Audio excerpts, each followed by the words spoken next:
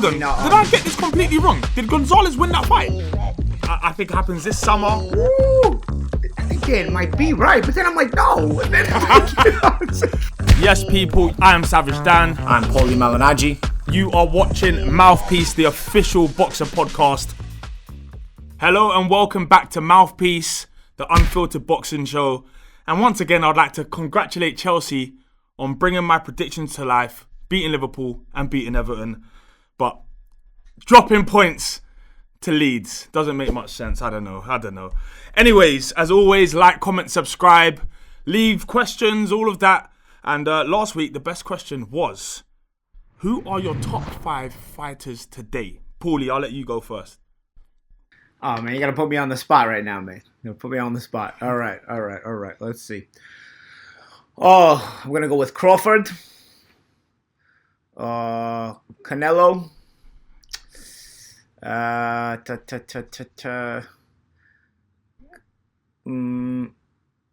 gonna put Demetrius Andrade there, even though nobody likes him, and people it's gonna be a controversial name because I think Demetrius Andrade deserves the chance to be able to prove what I'm saying. Demetrius Andrade. I'm gonna go with let's see who we got. Probably Artur Beterbiev. Ooh. Artur Beterbiev. And Teofimo Lopez. Those are my top 5 pound for pound. Okay, I'm going to go, it's not too far off. I'm going slightly more conventional. I'm going Canelo, Terence Crawford, Tyson Fury. I'm going to give him the credit. He came back after 2 years of, let's call it abuse, and dethroned who was the WBC king. Teofimo Lopez, and I'm also going to go and put Errol Spence in there. I feel like what he does, he seems to do it quite quietly, but he's good. He's quality. That's my top 5. I feel like it's strong. You've thrown 2 wild cards in there. Yeah, I throw some wild cards in there, but they're wild cards, but they're strong wild cards. I feel like they're only wild cards because people don't consider them. But I feel like they can belong in there. Let's review our predictions for the weekend just gone. I obviously got one right, which was Estrada versus Chocolatito. Even though it was controversial, did you watch the fight? Yeah. I mean, I thought it was a great fight. First of all, I think there was no losers in that fight, especially with the performance they had, and I think they can actually probably do a third fight. I thought the way Estrada was fighting the fight, I thought he was trying to make it a tactical fight, trying to pick his shots better than Chocolatito. Chocolatito was really bringing more of the muscle, so I should say, more of the pressure. Here's the thing, though, and this is just my opinion. Here's the thing.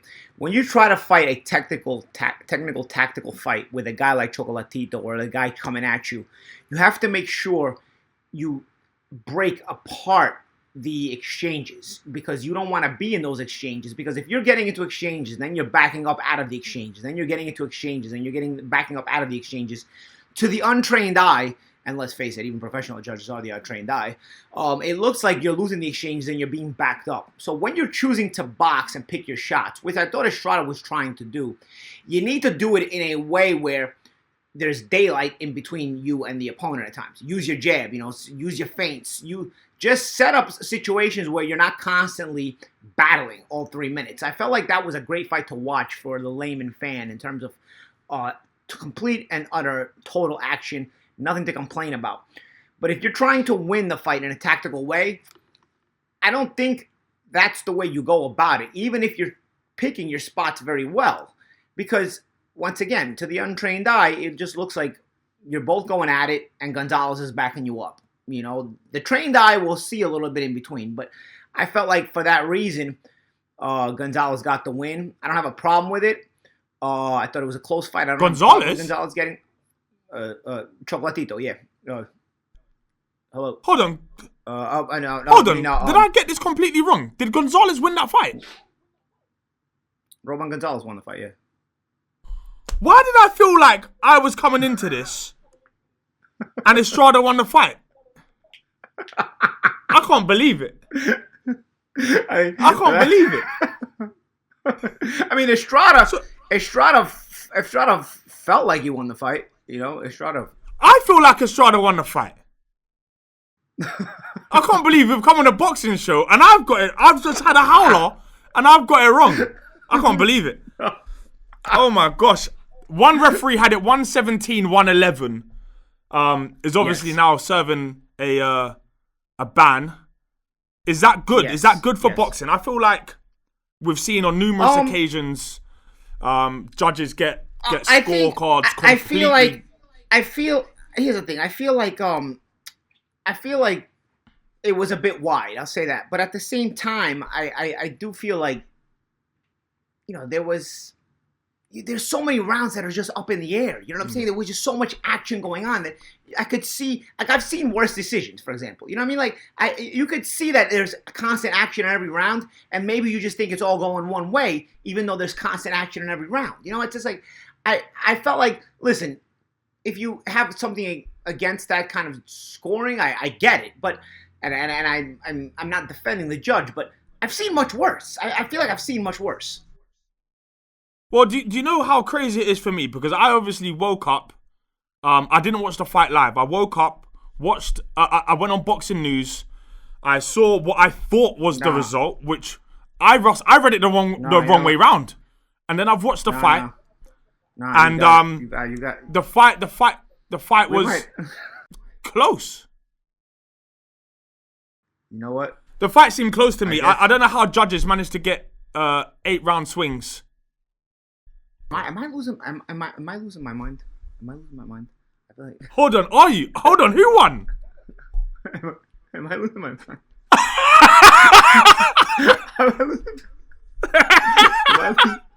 Am I losing my mind? Hold on, I'm literally Googling this right now. Too much boozing with the guys on fight night. Hold on. This is the problem when you start talking during the decisions too. Yeah, Estrada beat him. Yeah, this is the problem. You start talking during the decisions too. I've got to start watching these fights without my friends around. You know what, bro? All right. I've got to stop boozing during the fights. All right. Okay. The thing is, all right. It shows how close the fight was. Because you know what? As I'm saying it, I'm like, man, you know what? I'm thinking, Dan, I think Dan might be right, but then I'm like, no. And then, you know, it's like, oh man. All right. Yeah. So, all right. So at the end of the day, yes. I felt like, nonetheless, my take on the fight is still this. You know, Estrada picked his shots very well, but I think that Chocolatito also can make a case for winning the fight because of the way he brought the pressure, and you aren't always allowing the daylight in between those sharper landed shots in between. You know, I feel like at times the rounds were sort of going in such a crazy way, and that's why I feel for that judge as well. You know, I can see that when we're talking about the judge that's now being suspended, that's why I said I feel like I've seen worse decisions, because there's a lot of action, and you may have an untrained eye, you may have a tired eye, it may be the time of the night where the judges they're starting to not always see things as clearly as he or she should, and that kind of fight is the kind of fight where there's so much action going on. You sometimes just get into a lull. You don't keep in mind. The judges don't have the commentators. We have the commentators. You know what I'm saying? The judges don't have the commentators. Nobody's walking you through the fight. So you can kind of just get lost in your own head watching the fight, especially watching a fight like that. So I've seen worse decisions. I can kind of understand where that judge was coming from, even if the scores were a bit wide. The score was wide. It's like what they say. You can have a 120-108 fight, but it can be a very close fight. If someone, you just see them edging every single round, then it can happen like that.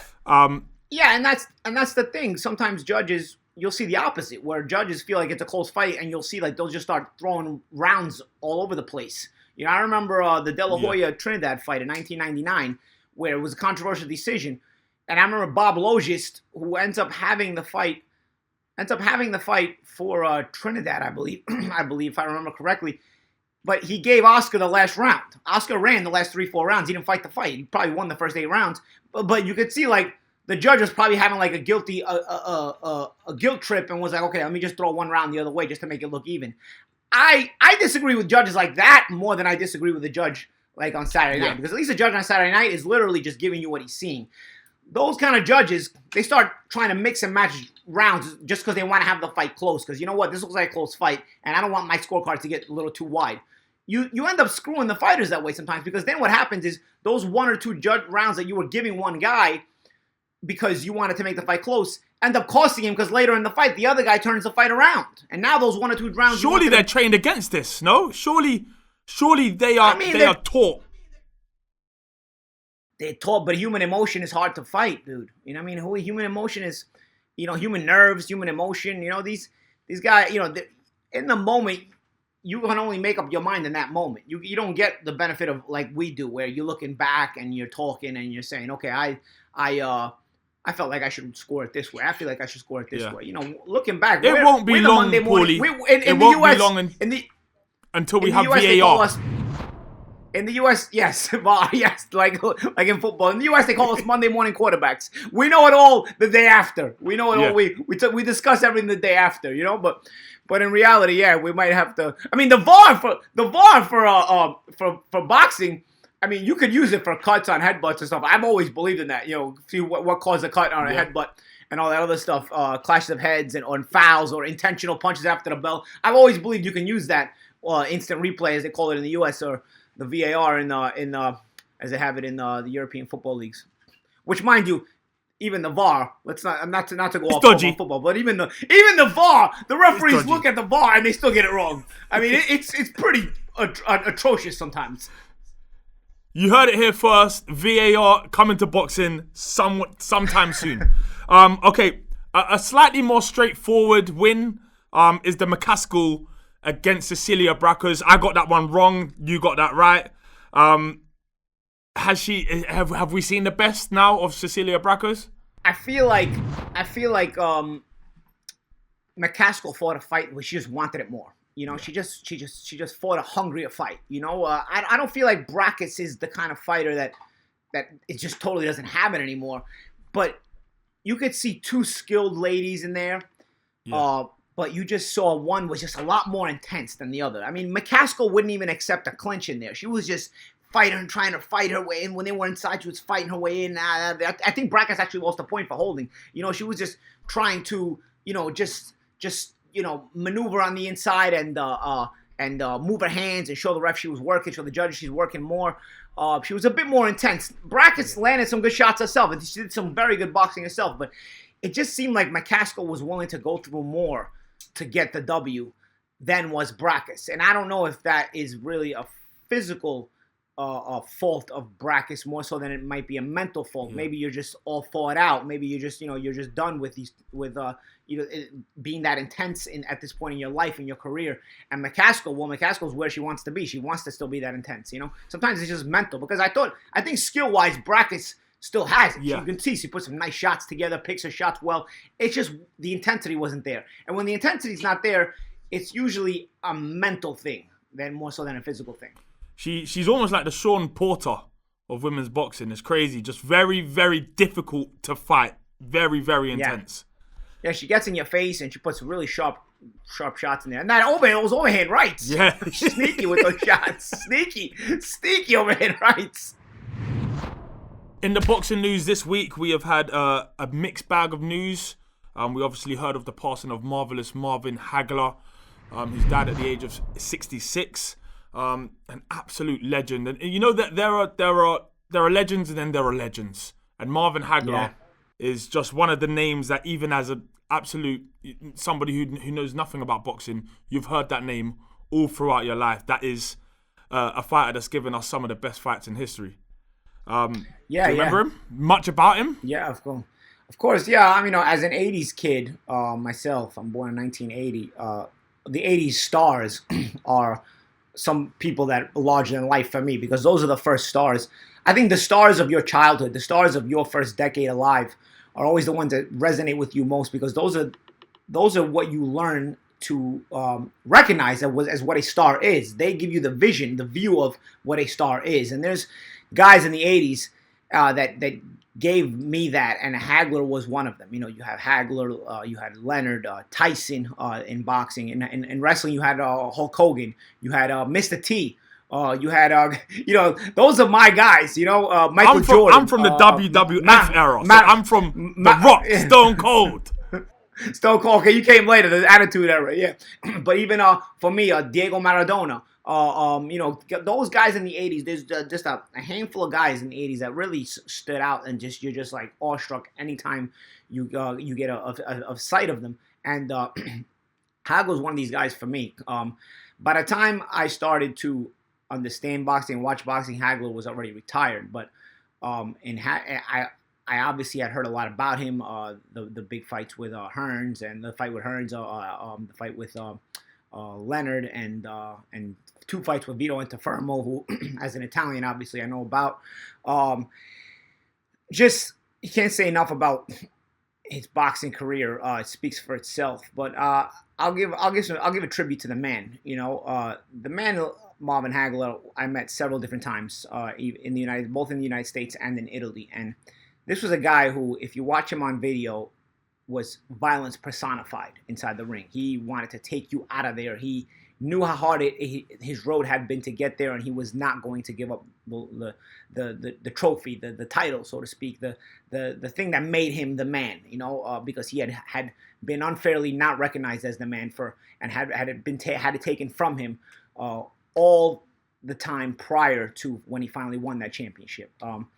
But once he retired, and I spoke about this a little bit at length with in a couple of interviews already, you guy couldn't stop smiling. It's like he got to finally shed that armor and just be able to enjoy being appreciated. I don't think he got to enjoy being appreciated as a fighter, because even he said it himself. He wants to feel uncomfortable. He doesn't want to feel too comfortable. He doesn't want to have that sleeping in silk pajamas feeling. You don't want to get up and do road work. I think, and Hagler always trained in those uncomfortable circumstances. And I think part of the uncomfortable circumstances was refusing to recognize the appreciation people had for him. But once he was done, I think he got to enjoy it fully. And the guy couldn't stop smiling. He was the complete opposite of anything you see on video. A nice guy, engaging, nice personality, nice man. Always had time for fans. Always had time for people to talk about boxing or any subject when you approached him. The only shame is he didn't get to live longer to get to enjoy this adulation that he'd rightfully earned after such a rough career and a championship level, high level career. Rest in peace, Marvelous Marvin Hagler. Everyone at Boxer, our thoughts are with you and your family. On a brighter note, we have AJ and Fury signed. Not delivered yet, but it has been signed. It's the fight everyone's been longing to see for a long, long time. It's the decider, it's the Champions League final of the heavyweight division. It is a massive, massive fight. It's good that it's been signed. I'm guessing like you, like me, like everyone, we've seen fights signed that haven't come to fruition before, but this one really does feel like it's got legs. I was going to say, if it's signed, it's nice. It's nice to get past this little hurdle, but I want to see them in the ring. What I want to see? When I know it's signed, when we see the first press conference. When the press tour starts, that's when you know the fight's going to happen. Because promoters aren't going to start spending money on a press tour if they don't intend to make the money back on the fight. Yeah. So right now, although it's saying it's signed, until I see money actually spent on promoting this fight, which is a press tour or things of that nature, I still remain skeptical nonetheless. But does it excite me to hear? Sure. I'm excited. I want to see this fight just like everybody else wants to see this fight. Like you're saying, Dan, it's the Champions League final of the heavyweight division of boxing right now. So who doesn't want to see this fight? But I don't want to tease myself. I don't want to tease it out there. I think the promoters will spend money when we know this fight's made, because they know they're going to make it 100-fold, not 10-fold, 100-fold. They're going to make it back. So when I start seeing money spent on this promotion, then I know we're going to see this fight. I'll do the teasing, Paulie. I'll give them what I think is going to be. I think it is going to happen this summer. I'm going to go with I think it happens this summer. And I think it happens abroad. I think it happens in Saudi. Makes a lot of sense. That's just my thoughts, guys. You know, I'm a tease, you know, but it is what it is. Hopefully it does happen. Hopefully it happens this year, this summer, and we finally get the grand finale. In other news, Billy Joe has obviously got a fight with Canelo coming up, and he's started his mind games. You know, he's taken to Instagram. He's saying that he's training in India. He's saying he's going to turn up out of shape. He's just going for a payday. He did something outrageous on Twitter where he said he had ripped his scrotum, which is it's typical Billy Joe, if you know what you're looking at. These mind games, I kind of expected them. Did you? Yeah. I mean, that's Billy Joe Saunders. I mean, you're not gonna get anything involving Billy Joe Saunders in boxing without getting some of this. I don't really think that Canelo is going to worry about that too much, though. I think it's going to come down to both these guys, both these world-class boxers, getting in there and settling it down fight night. You know, Canelo's pretty much all business when it comes to, these kind of fights, this kind of atmosphere that he knows this fight will bring. I don't. You know, the mind games may make it promotable, may make it fun, and may get people talking. But I think somebody like Canelo, you know, he's seen all this already. He's going to go in there with business as usual. To be fair, Canelo, if I remember rightly, his English isn't very good anyway, so he probably doesn't have a clue what Billy Joe is talking about. He's not going to care at all. I think his English. I think his English is better than people think. I mean, it was pretty good when he was throwing out the 𝘮𝘯𝘪𝘆 out of the ring. Yeah. In the post-fight interview, you know, his English got pretty good in that moment. All right, upcoming fights. This weekend, we're seeing the big boys. We're seeing some cruiserweights in. We have got Coley versus 𝘮𝘮𝑒, which is a huge fight. I've been actually waiting for this fight for a long time because it's going to show me a lot about who Lawrence Okolie is. I feel like I wouldn't say he's rushed through the ranks, but he obviously stayed at domestic level for a little bit and kind of skipped straight up. And he's gone straight into world level against 𝘮𝘮𝑒, who is no slouch. That is somebody that can box, he can fight. Do you think they've timed this right? I think the timing is right. You know, 𝘮𝘮𝑒 is probably a little bit past, you know, his best time. And also Okolie going from domestic level to world level. I don't think it's as. I mean, I'd say it's a jump, but I don't think it's too far fetched to say that even English level at this point is still pretty high level. It's still world international level. You know, if you just box at English level, the level of boxing in England is strong enough to where you'd say, you know, you can go from English level to a championship level. You know, so we'll see. Obviously, it is a step up. Okolie has looked good in his maturing phase. And he's got an amazing story. I mean, I saw the picture that Eddie Hearn posted on Instagram the other day of Okolie with, was it like the employee of the month picture at McDonald's. I mean, I've heard the story about he went from McDonald's, saw AJ winning the Olympics and said, I'm going to box. Yes, it's one thing when you hear him say it, it feels amazing to hear, but then you always think like, maybe there's a little more to it. No. This guy was at McDonald's. I saw the picture. Go to Eddie Hearn and Eddie Hearn his IG page. He's posted Okolie's McDonald's picture right there. The man really went from McDonald's to boxing to the he was the Olympics as well. Was Okolie the Olympics, and now he's about to go fight in a major championship fight. Predictions? Are you going to go with an Okolie win? You know what? Okolie keeps beating the odds. Not an easy fight, but you know what? Maybe I'm going with my heart a little bit, but I think 𝘮𝘮𝑒's a little bit past in, and I think Okolie has shown not just the skill set to be able to do this, but also a hunger and tenacity. You don't just go from McDonald's to this level with just the fact that you know how to do this. He's a big risk taker. There's more to it. There's something mentally inside you that is more than the average person, you know, to do that, you know, to be able to just do that. And so for me, I can't doubt him. I can't go against him.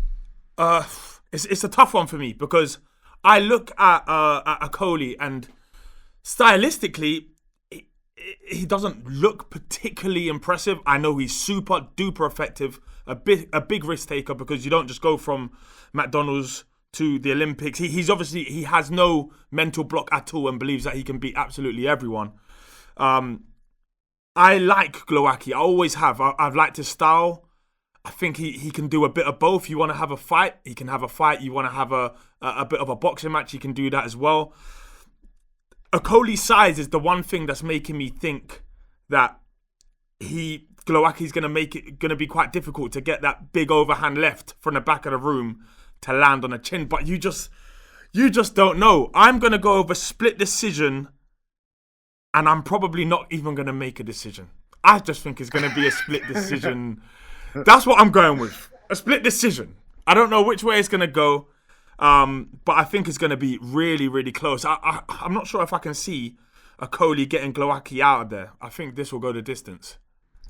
Okolie can hit though, man. Okolie's a strong cruiserweight. He's a big cruiserweight, and he's awkward. So his awkwardness makes him effective to land cleaner than he should. You know, he doesn't look pretty. He doesn't look pretty when he's in there all the time, but that awkwardness also gives him an effectiveness to be accurate at times with that big power. Yep. You know, I don't know, bro. I can see the fight ending in a stoppage. I can see the fight. All right, do you know what? Just because I feel like I should go opposite to you, it makes it more interesting for the polls. I am gonna go with a 𝘮𝘮𝑎𝑘i split decision. I want an extra point, guys, if I get that split decision right. I'm gonna go with a really good fight, so everybody at home better not miss a fight. A really good fight and a close fight, but Okolie stops him late. That's what I'm going. All right. Also, guys might even be getting up off the canvas for this one. Guys might be getting up off the canvas. It's true. The thing is, we haven't seen Okolie hurt before. I can't really remember him having to struggle at any point, which is good. But when you haven't had a gut check going into a world championship fight, do you want to get it in the fight? Who knows? I don't know. Also on that same bill, we have Chris Billam-Smith against my friend 𝘠𝘮𝘮𝘮𝘮, who's come a long, long way since trying to fight me during ring walks.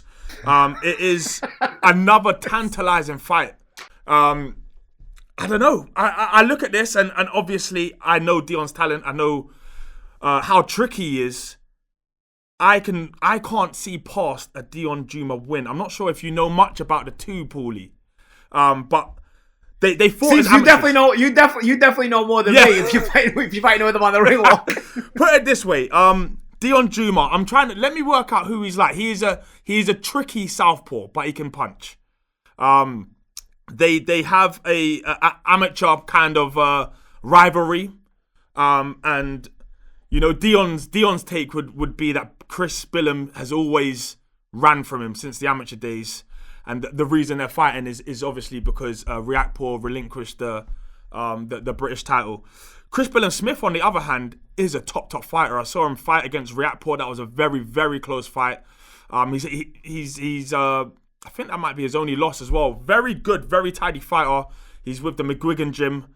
So the same camp as Okolie. Good sparring. He's a good fighter. You know, you can't take anything away from him at all. Very, very good fighter. I just look at it and sometimes I think ego in boxing is a huge thing. And I just feel like Dion won't allow himself to lose this fight. Forget friendship out of this because the guy did try to fight me. But I'm going to go with a 𝘠𝘮𝘮𝘮𝘮 win. I'm not going to go over stoppage because I do think Chris Billam-Smith is tough enough to stick around. But I'm going for a 𝘠𝘮𝘮𝘮𝘮 win. Did 𝘮𝘮𝘮𝘮 stop Billam-Smith or no? No, he came close on a couple of occasions. That was a close fight. I might have seen this fight. It was a good fight. I think it was on the Dillian White Oscar Rivas undercard. So I watched it. Yeah, I watched it. Good fight. He keeps his shape very well, quite tidy. A higher knockout percentage than people seem to give him credit for as well. So he can definitely punch a bit. But I look at the two fighters, and this is a fight that's going to gel very, very well. I just expect Dion to be able to put his foot down a bit more and really take it to Billam-Smith.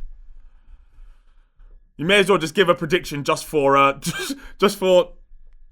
I mean, I don't want to go against you in this one. You know, if you've got the inside scoop to the point where you've argued with this guy on the way to the ring, I've seen Willem Smith against Riakporhe. I remember, I think it was like Riakporhe's step-up fight. It was was. Because Riakporhe came, it had been experienced, and he got the win.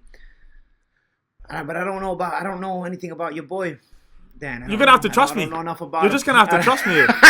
I might. All right, you know what? I'm gonna go the opposite way, just so we have a bit of controversy. Got it. Let's go. All right. Let's go. And also, what's worth mentioning is that is the cruiserweight division. I'm taking it. Whoever wins the fight at some point is going to have McCaskill while knocking at the door. Boxers obviously got their cruiserweight in the mix as well. I have it that Dion says he wins and he will fight McCaskill. Nice fight. Very good fight. Also, we have 𝘠𝘮𝘮𝘮 against, I think it's Dienes. I'm sorry if I butchered your name, but I'm sure. And I'll probably butcher 𝘠𝘮𝘮𝘮 as well because you said it slightly different to me earlier. Well, you have the British accent. Yeah, exactly. 𝘠𝘮𝘮𝘮. I look at that. That's coming up as well. And for me, I just look at 𝘠𝘮𝘮𝘮 and he is just too strong. He is looking just monstrous. You know, I don't know anyone that would want to fight him. Yeah, and Giannis is his own brand of tough customer, but 𝘠𝘮𝘮𝘮 is he's got his fundamentals down set. He's not the most flashy guy. He's got his fundamentals down set, but is he heavy handed? He's got scary heavy hands. You know, I thought the was it Callum Johnson that dropped him? Yes. You know, I thought Callum Johnson had the right approach. Yeah. You got to fight him like a kamikaze. You can't just try to box him because he will catch up to you. He knows how to cut the ring off very, very well. His fundamentals, even his footwork, he's not the fastest feet, but he knows how to close the gap on you very, very well. Great hand positioning. He's going to get to you. And anything he touches, it hurts. So you might as well. I usually, obviously, I'm not the guy who would tell anybody to fight like this, but I think in this particular situation, to fight 𝘠𝘮𝘮𝘮, you're not going to last 12 rounds. He's going to get to you if you try to do a fancy job on him. Like Bostic. I was at the Alexander Bostic fight. Bostic, you know, maybe had a little bit more wrinkles to his boxing. You know, he was doing well early on. But in the end, 𝘠𝘮𝘮𝘮 gets to you because he just knows how to get to you. There's too much time in there. Eventually in 12 rounds, he will get to you. And he doesn't have to get to you for very long to get you out of there. When he starts getting to you, usually the fight's going to end. So make it short and sweet, and really the approach is the Callum Johnson approach. I mean, Callum Johnson dropped him with a good shot, and I remember. And sure, Johnson got knocked out, but you know what? You let him know you were in there. Exactly. You let him know you were in there. Exactly. I'm guessing. And you and also Johnson proved that he can be hurt. You can drop him like that. Maybe you get him out of there, you know? I'm guessing we're going to both agree on that one and go with a 𝘠𝘮𝘮𝘮𝘮 win. Yeah, 𝘠𝘮𝘮𝘮 from stoppage. Right, we're going to get into a Paulie Q&A, which is some questions that have been asked to him from Instagram. So, Paulie, who taught you the most in your career, either in the ring or outside of the ring? Ooh, you know, that's funny because I take something out of everybody I've trained with. I feel like the fighter I became and the person I was as a boxer, I can't give it to any one particular trainer. There are some trainers that I learned more from than others. I'm not going to lie to you. But every single trainer, there was something that I took with me. And I can specifically know what things I took with me from each trainer. It's funny because I know exactly, like when I parted ways with a certain trainer, I know exactly what I wanted to keep from that trainer that I hadn't known before I got to that trainer, you know? So I feel like every trainer I've had, I've taken something from them, some more than others. I'm not going to say which ones are more than others at this moment, but my biggest inspiration, a person that taught me how to be was probably my grandfather, because I was a person that didn't have a lot of discipline. I got kicked out of my mom's house, and my grandfather is my mom's father. And, he took me in. My grandparents took me in. And I didn't want to listen to them either. You know, I was still cutting out of school, and I was I got expelled from school. But one thing I noticed that I can tell you now, young people are affected more by example than what they're told. Lead by example, and you'll affect a young person better. And one thing I started to understand about my grandfather, every single day, no matter rain, shine, whether he was in a good mood, bad mood, whether he's got any sleep the night before, up every single morning at the crack of dawn getting ready for work. You know, because I've got young grandparents. So my grandfather was still working when I was a teenager. every single day, no matter what, no matter how he felt, he was on the ball. And I remember living with my grandparents. I had to sleep on the couch. I didn't have my own room because I got kicked out of my mom's house. I didn't have a room for me, so I had to sleep on the couch. And he had to pass the living room to get to the kitchen and get ready, with the breakfast and go to work. So every day he'd wake me up on his way to the kitchen, already ready for work. And eventually it started to dawn, this guy is like, he's on it. You know what I mean? Like it just subliminally started to affect me. And that approach it stayed with me when I started boxing and I started to understand it a bit more. So as far as the most effect somebody had on me, it's probably my grandfather. Even though it wasn't from a technical perspective, from the psychology of it, that psychological approach had to be something that I learned if I ever was going to be a successful boxer. And I'm glad I learned it just by watching. Amazing. This question is slightly more superficial. Is Logan Paul too big for Floyd Mayweather?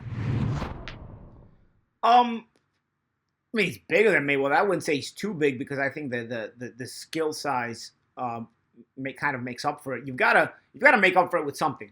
Okay, you're gonna say, okay, Floyd's older, but he's not that old enough to where the age is gonna matter that much to where Logan is gonna beat him just on the fact that he's older. It's not like you're fighting, Riddick Bowe, who's really a lot older, and you just you're fighting Floyd Mayweather, who just retired not that long ago, and it's clearly still in good shape and he's clearly still maneuver. So, you need more than just the age difference. You kind of probably need the size difference as well in order to make it intriguing for some people. I still don't think it's enough anyway, but I nonetheless I don't think he's too big for Mayweather. I think Mayweather would probably beat Logan Paul, but giving Logan Paul the age advantage and the size advantage makes it a sellable fight, I guess. Yeah, I think Mayweather batters him, to be fair. It's about time Mayweather batters someone. Same with me. Yeah, he hasn't battered somebody since the Japanese guy. Yeah. So he's due.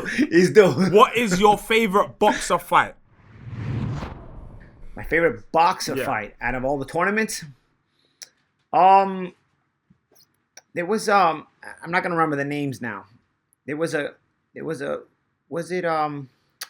guy that lost the final to 𝘮𝘯𝘮𝘪𝘮? Okay, I don't know that name, but I think I know who you're talking about, and I'm sure his name's about earlier in the tournament. He had some kind of rock'em sock'em type of fight. I don't remember the names, but I remember the guy got to the finals with 𝘮𝘮𝘮𝘮. I remember thinking, it's not gonna go well because he's already worn out. He's already worn out, and sure enough, he was. All right. On this day or in this week, whatever it is, we have in 1943, this very week, Jake La Motta finally defeats Jimmy Reeves, his long rival, third time lucky. Wow. Jimmy Reeves. That's all. Is that who he's fighting in the opening scene of Raging Bull? I think it is. Is it? And then when Jimmy Reeves finishes on his back? Well, even just in the law of averages, he fought Jimmy Reeves so many times. It probably is. Put my robot right. All right, and that is all we have for today. Remember to like, comment, subscribe, send us questions, tell us what we're missing, all of that. And as always, stay locked to Box Off for the best and most unfiltered boxing news. Yes, people, I am Savage Dan. I'm Paulie Malignaggi. You are watching Mouthpiece, the official boxing podcast. We are two of the most knowledgeable, two of the most charismatic, biggest personality guys in boxing. And we are two of the coolest cats talking about the sport today.